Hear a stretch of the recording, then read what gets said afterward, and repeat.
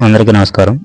ఈ వీడియోలో గ్వాలియర్‌కి అతి సమీపంలో ఉన్నటువంటి శ్రీ బతేశ్వర్ దేవాలయాన్ని సందర్శించడానికి వెళ్తున్నాం. ఈ బతేశ్వర్ దేవాలయాల సముదాయం గ్వాలియర్ పట్టణం నుంచి 35 కిలోమీటర్ల దూరంలో, అలాగే మొరేనా పట్టణం నుంచి 30 కిలోమీటర్ల దూరంలో ఉంటుంది. ఇక్కడ మేమైతే గ్వాలియర్ పట్టణం నుంచి స్కూటీ మీద ప్రయాణం మొదలుపెట్టాం. ఈ ప్రాంతం అంతా కూడా ఉష్ణోగ్రతలు చాలా అధికంగా ఉన్నాయి. గ్వాలియర్ పట్టణం దాటిన తర్వాత మనకి చాలా వరకు కూడా నిర్మానుష్యంగా ఉంటుంది. ఎక్కువగా జనసంచారం అనేది మనకి ఏమీ కనిపించదు. ఇక్కడ అధిక ఉష్ణోగ్రతలు ఉండడం కారణంగా మనం చాలా అస్వస్థతకు గురయ్యే అవకాశాలు కూడా ఎక్కువగా ఉండే అవకాశాలు ఉన్నాయి. ఆ విధంగా అస్వస్థతకు గురికాకుండా ఉండాలంటే మన వెంట నీళ్ళ సీసాలతో నీరు పట్టుకెళ్తే ఎంతో మంచిది. ఇలా కొంత దూరం ప్రయాణించాక బతేశ్వర్ చేరుకున్నాం. ఈ ప్రధాన ద్వారం నుంచి మనం ముందుకు వెళ్తే మనం ముందుగా చెప్పుకున్న బతేశ్వర్ దేవాలయాల సముదాయాన్ని మనం చూడవచ్చు. ఈ ప్రదేశంలో కూడా నిర్మానుష్యంగా జనసంచారం ఏది లేకుండా ఉంది. ఈ దేవాలయాల సముదాయం అంతా కూడా పురాతత్వ శాఖ వారి ఆధ్వర్యంలో నిర్వహిస్తున్నారు. మధ్యప్రదేశ్ పర్యాటక శాఖ మాత్రం పర్యాటక ప్రదేశాలను చాలా వరకు అభివృద్ధి చేసిందనే చెప్పాలి. ప్రతి పర్యాటక ప్రదేశంలో కూడా దానికి సంబంధించినటువంటి బోర్డులు ఏర్పాటు చేసి ఆ బోర్డులో ఆ ప్రదేశం యొక్క గొప్పతనాలు, దాన్ని ఎవరు నిర్మించారనేటువంటి వివరాలను పొందుపరిచి పర్యాటకులకు అలాగే చరిత్రకారులకు ఆ ప్రదేశం యొక్క గొప్పతనాన్ని తెలుసుకునే విధంగా ఏర్పాటు చేయడం అనేది చాలా గొప్ప విషయం. బతేశ్వర్ హిందూ దేవాలయాలు అనేది ఉత్తర మధ్యప్రదేశ్లోని దాదాపు 200 ఇసుకరాయి హిందూ దేవాలయాలు, అలాగే వాటి శిథిలాల యొక్క సమూహం. ఇవి గుప్తుల తర్వాత ఉత్తర భారత ఆలయ నిర్మాణం యొక్క ప్రారంభ గుర్జార ప్రతిహార శైలిలో ఉన్నాయి.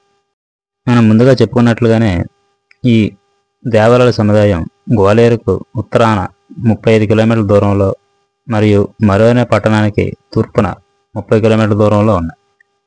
ఈ దేవాలయాలు ఎక్కువగా చిన్నవి మరియు దాదాపు 25 ఎకరాలలో విస్తరించి ఉన్నాయి. ఇవి ఎక్కువగా శివుడికి అంకితం చేయబడ్డాయి. హిందూ మతంలో ఉన్నటువంటి 3 ప్రధాన సంప్రదాయాలను ఇవి సూచిస్తాయి.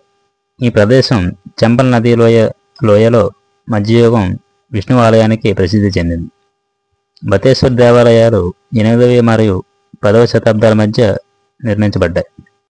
ఈ ప్రదేశంలో ఉన్నటువంటి అతిపెద్ద శివాలయమైన భూతేశ్వర్ ఆలయం పేరు పెట్టబడి ఉండవచ్చని, దీనిని బటేశ్వర్ దేవాలయ ప్రదేశం లేదా బటసార దేవాలయ ప్రదేశం అని కూడా పిలుస్తారు. ఇక్కడ మీరు నంది విగ్రహాన్ని గమనించినట్లయితే ఈ నంది విగ్రహాన్ని ఎవరో ఎక్కుతున్నట్లుగా శిల్పి చిత్రీకరించాడు. ఈ ప్రదేశంలో ఇలాంటి నంది విగ్రహాలను మనం చాలా వరకు చూడవచ్చు. ఆ నంది విగ్రహాలు కూడా ఏదైతే శివలింగం ఉందో ఆ శివలింగానికి ఎదురుగా నంది విగ్రహం, ఆ నంది విగ్రహాన్ని పైన ఎవరో ఒకరు ఎక్కుతున్నట్లుగా మనకి శిల్పుడు చిత్రీకరించారు. ఇప్పుడు కనిపిస్తున్న ఆలయాలు చాలా సందర్భాలలో పడిపోయిన రాళ్ల నుండి పునర్నిర్మించబడ్డాయి. దీనిని 2005లో ఆర్కియాలజికల్ సర్వే ఆఫ్ ఇండియా ప్రారంభించింది.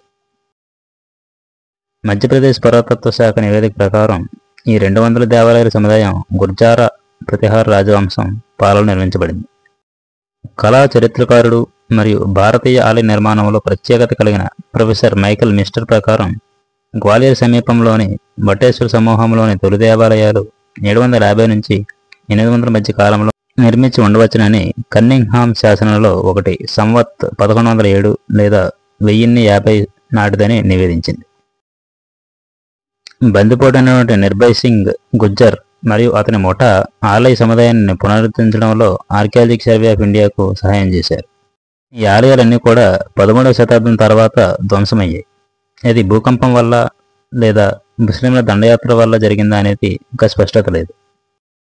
ఈ ప్రదేశం చారిత్రక సాహిత్యంలో ధరోన్ లేదా పరవలి అని, తరువాత పదవలి అని ప్రస్తావించబడింది.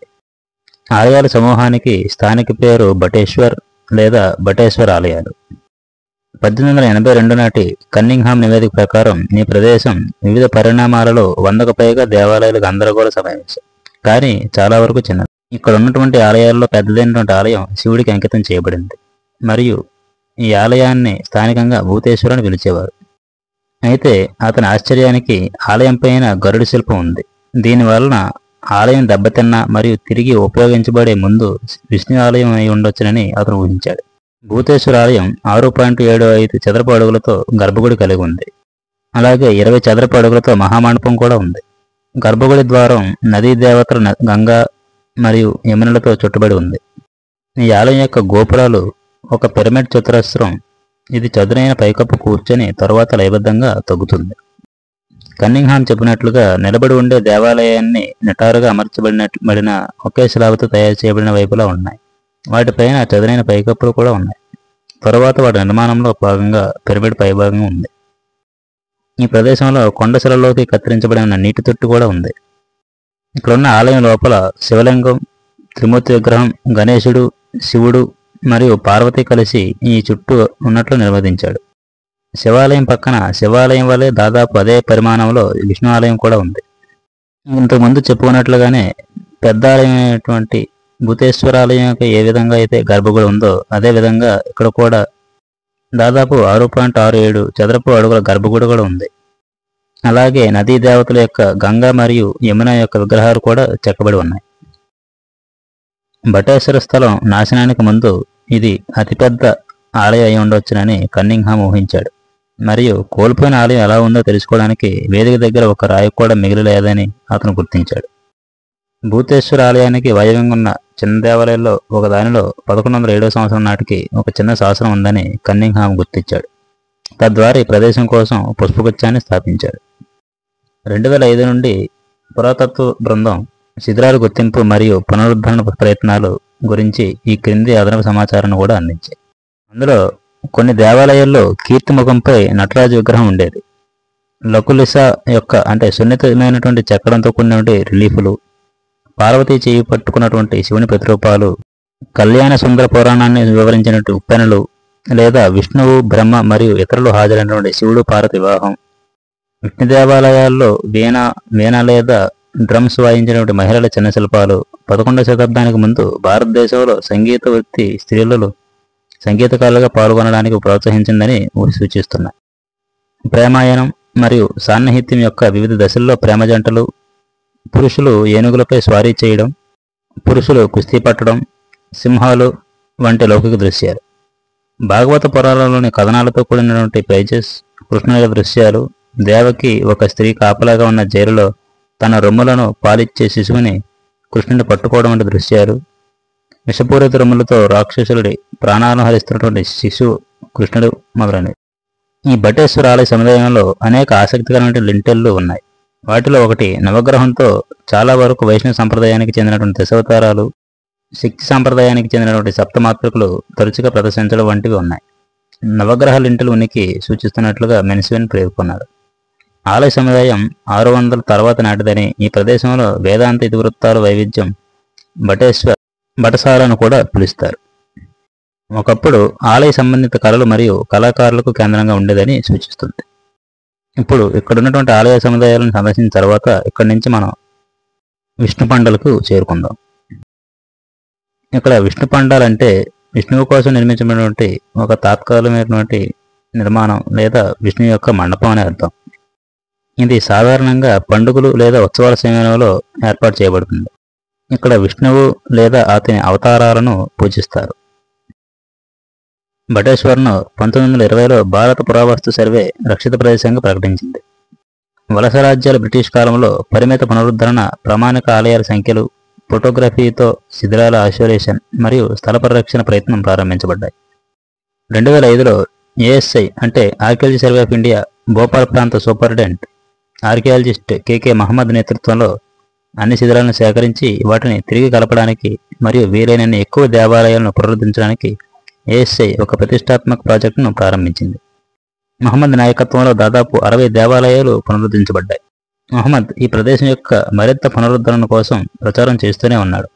ఆలయాల శిథిలాలలో దాక్కున్న బందిపోటు నిర్భయ్ సింగ్ గుజ్జర్ ముఠాతో కేకే మహమ్మద్ చర్చలు జరిపాడు. గుజ్జర్ ఈ ప్రదేశంలో లేకుంటే అనేక విలువైన విగ్రహాలు దొంగలించబడి ఉండేవని అతను చెప్పాడు. పురాతన కాలంలో ఈ ప్రాంతాన్ని ఒకప్పుడు పాలించిన ప్రతిహార రాజవంశం తన వంశపారంపర్యత గురించి కూడా మహమ్మద్ అపఖ్యాతి పాలైన బందిపోటుకు తెలియజేశాడు. అందువల్ల నిర్భయ్ నిర్మాణాన్ని రక్షించడానికి అంగీకరించాడు. ఈ విధంగా పురాతత్వ శాఖ ద్వారా అంటే ఆర్కియాలజీ సర్వే ఆఫ్ ఇండియా ద్వారా చాలా వరకు ఇక్కడ దేవాలయాలన్నీ కూడా పునరుద్ధరించబడ్డాయి. ఇక్కడ ఉన్నటువంటి దేవాలన్నీ కూడా ఒక సాధారణ స్తంభాల గోడను కలిగి ఉంటాయి. ఇక్కడ ఉన్న ఆలయాలన్నీ కూడా నగర నిర్మాణ శైలిని పోలి ఉండటం మనం చూడవచ్చు. ఇంకా చాలా ఆలయాలు కూడా పునరుద్ధరించబడుతున్నాయి.